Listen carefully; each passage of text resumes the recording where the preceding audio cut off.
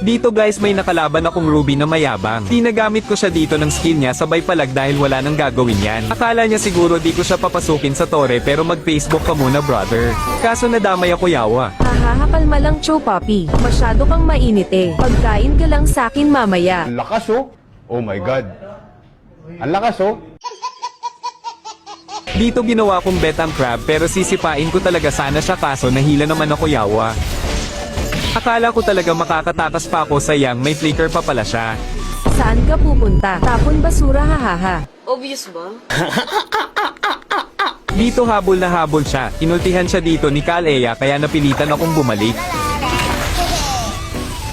Ipal pa dito si Julian San Jose buti na lang andito na mga kakampi ko. Tapos dumalaw dito si YSS kaya mag-a-aggressive na ako dito. Tapos pinakitaan ko siya ng kickback na pangmalakasan. Yabang kala mo naman siya nakakill haha. Asa lang naman sa kakampi. Taga, Charmin, pak. Ramdam ko yung gigil niya dito hahaha masyado siyang lumalim kaya sinipa ko siya papunta sa tore.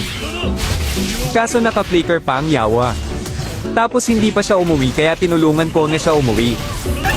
Uy, pinagbigyan lang kita. Laki na ulo haha. Talaga? Hindi sana pinabillboard mo.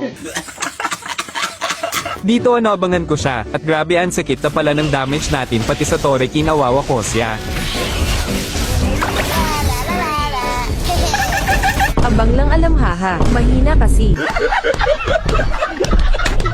Since lumipat siya sa top lane kaya sinundan ko siya. Ayan mag-Facebook ka muna ulit brother. Okay yun na yun. Ako naman tago ka na mahina. Galit na ako.